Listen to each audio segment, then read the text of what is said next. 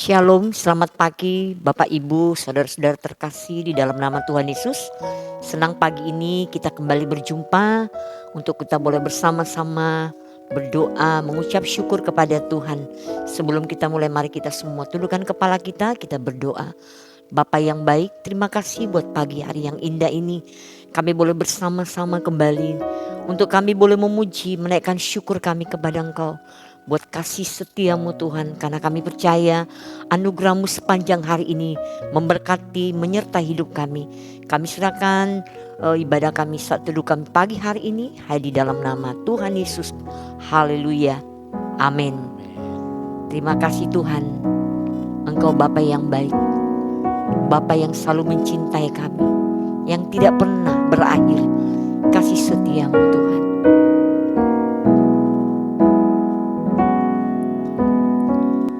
Bapakku yang baik, Kau sangat ku cinta, lebih dari segalanya di dalam hidupku.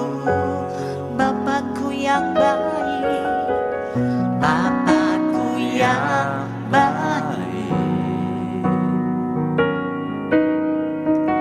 Engkau yang ku perlu, lebih dari segalanya, lebih dari segalanya. Kasih-Mu bagiku tak pernah berakhir, kasih setiamu selalu nyata dalam hidupku. Tak pernah berhenti berharap padamu, Yesus. Kau segalanya. Engkau Bapa kami yang sangat baik. Oh, Bapakku yang baik, Engkau yang sangat kucinta, Kau sangat kucinta, lebih dari segalanya, lebih dari segalanya di dalam hidupku. Bapakku yang baik, Bapakku yang baik, Engkau yang kami perlu, Engkau yang ku perlu, lebih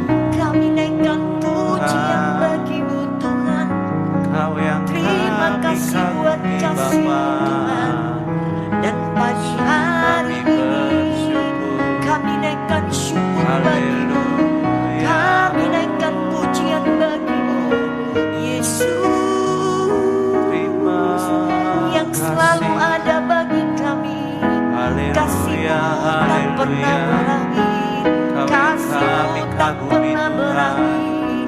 Kasih-Mu tiada berkesudahan. Terima kasih, haleluya, kami kagum akan-Mu Tuhan. Ku kagumi dalam hati, kasih-Mu tiada duanya. Sampai kini ku akui, kasih-Mu tiada dua. Kau ku kagumi dalam hati, kasih-Mu tiada duanya. Sampai kini ku akui, kasih-Mu tiada duanya. Belum pernah ada kasih di dunia ini. Belum pernah ada kasih di dunia. Sanggup menerima diriku apa adanya, selain kasih-Mu, Yesus.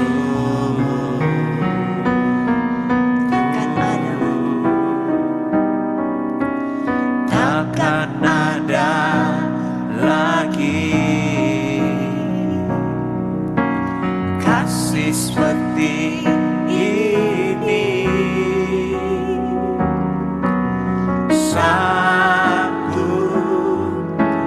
mengubahkan diriku menjadi baru, selain kasih-Mu, Yesus. Kau yang kami kagumi, Kau ku kagumi dalam hati, kasih-Mu tiada duanya. Sampai kini ku akui, kasih-Mu tiada duanya. Ku kagumi dalam hati, kasih-Mu tiada duanya. Sampai kini ku akui, kasih-Mu tiada duanya. Ku kagumi dalam hati, kasih-Mu tiada duanya. Sampai kini ku akui, kasih-Mu tiada duanya.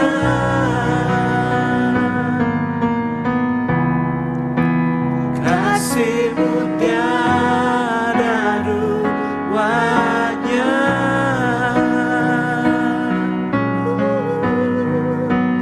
Kasih-Mu tiada duanya.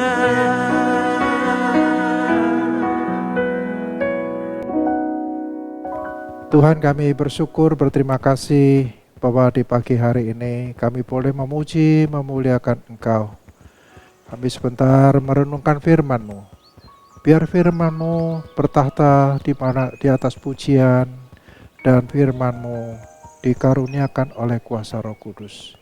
Berikan hikmat bagi hamba-Mu yang akan menyampaikan, dan biarlah suara Tuhan sendiri yang berbicara. Kami hanyalah hamba untuk menyampaikannya. Biarlah renungan di pagi hari menjadi berkat buat kita semua yang mendengarkan dan melaksanakan dan melakukannya. Terima kasih Tuhan, hanya di dalam nama Yesus kami berdoa. Amin. Selamat pagi saudara-saudara semuanya. Tanpa terasa kita sudah akan menginjak di pertengahan bulan April. Kita baru saja merayakan hari di mana Yesus Tuhan disalibkan, dan juga kita baru merayakan hari Paskah. Biar pagi hari ini kita dicerahkan oleh firman Tuhan. Firman Tuhan hari ini kita beri judul yaitu Iman Anak Kecil. Dan mari kita sama-sama kita membuka di Matius 18 ayat 1 sampai 5. Bagi sahabat-sahabat semua GBAFIA, mari kita buka kitab suci kita. Mari kita baca. Matius 18 ayat 1 sampai 5. Pada waktu itu datanglah murid-murid itu kepada Yesus dan bertanya, "Siapakah yang terbesar dalam kerajaan surga?" Maka Yesus memanggil seorang anak kecil dan menempatkannya di tengah-tengah mereka. Lalu berkata, "Aku berkata kepadamu, sesungguhnya jika kamu tidak bertobat dan menjadi seperti anak kecil ini, kamu tidak akan masuk ke dalam kerajaan surga. Sedangkan barang siapa merendahkan diri dan menjadi seperti anak kecil ini, dialah yang terbesar dalam kerajaan surga. Dan barang siapa menyambut seorang anak kecil seperti ini dalam namaku, ia menyambut aku." Saudara-saudara, ayat pertama ini menggambarkan bagaimana para murid Yesus ini seperti sedang bersaing untuk mendapatkan kedudukan yang terbesar di dalam kerajaan surga. Tentu mereka mencari dan mendatangi Yesus dengan perasaan keingintahuan mereka yang sangat besar sekali. Dan mereka berharap dapat jawaban langsung dari Yesus. Akan tetapi Yesus tidak secara langsung menjawab pertanyaan mereka. Sebaliknya, Yesus memanggil seorang anak kecil dan menempatkan di tengah-tengah mereka agar mereka semua dapat mengamati seperti apa gerangan si anak kecil tersebut. Dan tentu sebagian dari para murid-muridnya bertanya, untuk apakah si anak kecil ini bersama-sama dengan mereka? Saudara-saudara, ada orang yang suka sekali dengan anak kecil. Tetapi ada juga orang yang cuek, acuh tak acuh saja terhadap anak kecil. Bagi yang suka sama anak-anak kecil, mereka biasanya selalu mengajak berdialog, berusaha menarik perhatiannya, atau berusaha untuk bercanda atau bermain dengan si anak kecil.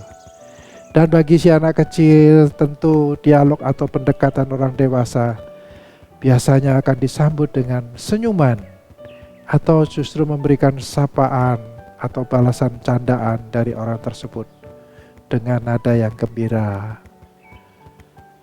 Ketika Yesus mengatakan bahwa jika kamu tidak bertobat, kata bertobat di sini adalah kembali ke jalan yang benar.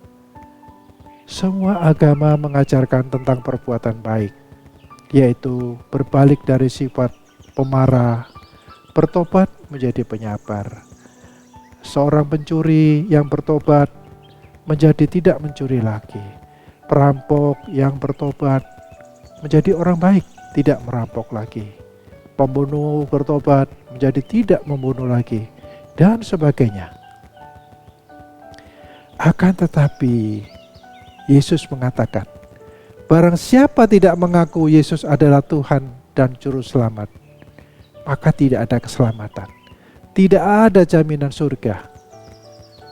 Apakah dengan mengaku Yesus sebagai Tuhan dan Juru Selamat, akan tetapi perbuatannya tetap sama seperti orang yang belum bertobat, tetap dapat diselamatkan atau mendapat bagian di surga?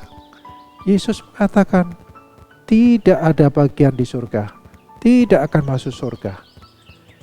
Lalu kalau orang yang sudah mengaku Yesus sebagai Tuhan dan Juru Selamat dan dosanya diampuni dan bertobat, apakah sudah menjadi bagian dalam kerajaan surga? Ingat, Yesus mengatakan, kalau engkau tidak menjadi seperti anak kecil ini, kamu tidak akan masuk surga. Saudara-saudara, ayat 3 dengan jelas mengatakan bahwa kalau kita menjadi seperti anak kecil, maka kalau kita tidak menjadi seperti anak kecil, maka kita tidak akan masuk ke surga. Saudara-saudara, kalau seseorang bertobat dan mengaku Yesus sebagai Tuhan dan Juru Selamat, kemudian besok orang tersebut dipanggil menghadap Tuhan, maka orang tersebut akan mendapat bagian di dalam kerajaan surga. Sebab firman Tuhan dengan jelas mengatakan di Lukas 23 ayat 39 sampai 43, dikatakan, seorang dari penjahat yang digantung itu menghujat dia, katanya, bukankah engkau adalah Kristus? Selamatkanlah dirimu dan kami. Lalu ia berkata, Yesus, ingatlah akan aku apabila engkau datang sebagai Raja. Kata Yesus kepadanya, aku berkata kepadamu, sesungguhnya hari ini juga engkau akan ada bersama-sama dengan aku di dalam Firdaus. Dengan sangat jelas sekali saudara, ayat 43 mengatakan, sesungguhnya pada hari ini juga engkau akan bersama-sama dengan aku di dalam Firdaus. Tapi saudara ingat, bila masa hidup kita masih panjang, masih diberi waktu oleh Tuhan untuk mengerjakan perjalanan hidup, maka untuk dapat ke Firdaus, kita harus menjadi seperti anak kecil. Tapi ingat, menjadi anak kecil bukan seperti menjadi kekanak-kanakan, karena itu sangat berbeda. Saudara-saudara, anak kecil itu dapat disimpulkan mempunyai 7 sifat sebagai berikut. Yang pertama, anak kecil itu suka penasaran, yaitu perasaan ingin tahu yang begitu besar dalam hidupnya, sehingga apapun yang dijumpai, rasa ingin tahunya luar biasa sekali. Yang kedua, selalu ingin mencoba dan berani karena dia belum tahu resiko apa yang akan terjadi. Yang ketiga, anak kecil mudah melupakan kesalahan atau mudah memaafkan dan tidak disimpan di dalam hati. Yang keempat, anak kecil suka membantu, suka menolong, ikhlas dan tulus tanpa memerlukan imbalan atau balasan. Yang kelima, anak kecil itu mudah bergaul tanpa melihat dari status golongan sehingga mudah berkawan. Yang keenam, anak kecil itu mudah beradaptasi terhadap lingkungannya. Yang ketiga, yang paling kita tahu, anak kecil itu jujur, apa adanya, tidak pernah menipu atau memanipulasi. Saudara-saudara, kalau kita semua dapat melakukan seperti anak kecil ini, tentu beban kehidupan ini tidak menjadikan kita seperti orang munafik. Bukankah kita sering menjumpai orang-orang yang berteriak atau mengumandangkan kebenaran, tetapi tingkah lakunya sangat kontras dan berlawanan. terutama di mimbar, banyak orang menyampaikan firman Tuhan, firman kebenaran. Tetapi kenyataannya jauh berbeda, sehingga sering menjadi batu sandungan. Saudara-saudara, menjadi hamba Tuhan atau pendeta sekalipun adalah yang paling sulit, karena mereka selalu menjadi barometer atau pedoman hidup. Apa yang diucapkan, perkataannya maupun sikap hidupnya selalu disorot.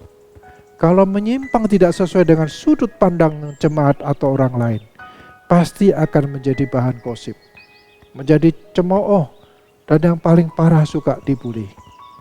Sebagai manusia pasti tidak terlepas dari kesalahan, dan tidak mungkin ada manusia sempurna.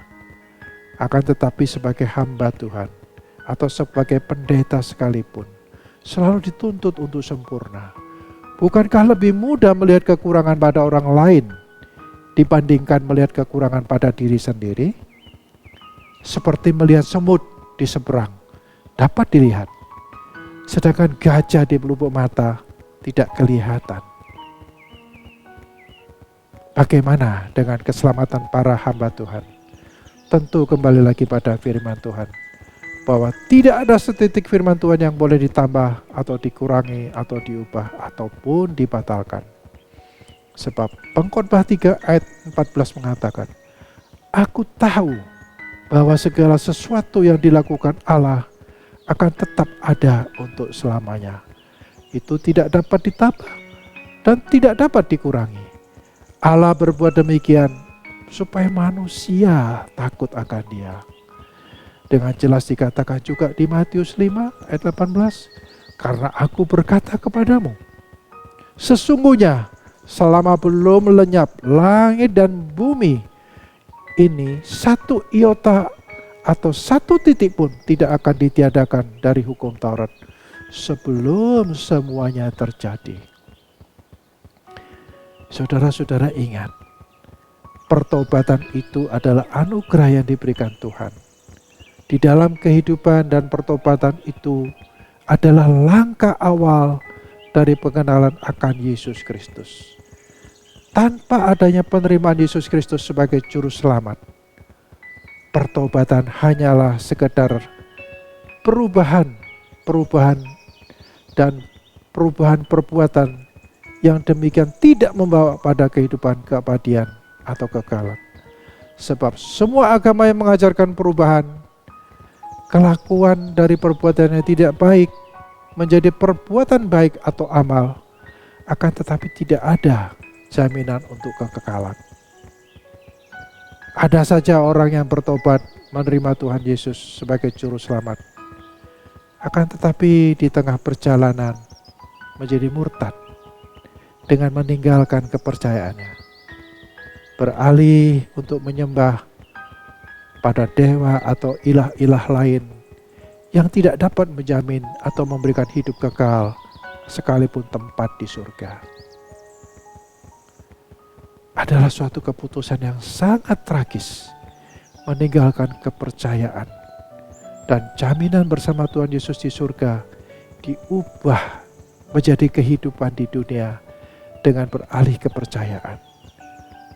Mungkin saja karena dorongan perkawinan yang beda agama, atau karena lingkungan yang mengancam jiwa dan keselamatan.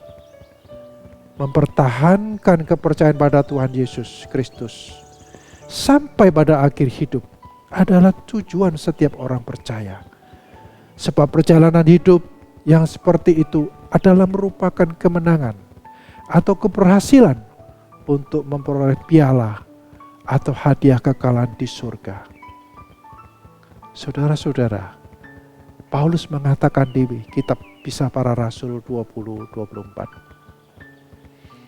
tapi aku tidak menghiraukan nyawaku sedikit pun, asal saja aku dapat mencapai garis akhir dan menyelesaikan pelayanan yang ditugaskan oleh Tuhan Yesus kepadaku, untuk memberi kesaksian tentang Injil kasih karunia. Dan di 2 Timotius 4 ayat 7 mengatakan, aku telah mengakhiri pertandingan yang baik, Aku telah mencapai garis akhir dan aku telah memelihara iman. Bila renungan pagi hari ini kita akan simpulkan. Pertama, seperti anak kecil, dengan tulus, jujur, antusias, dan tanpa tipu muslihat kita percaya pada Tuhan Yesus dengan segenap hati melakukan firman Tuhan.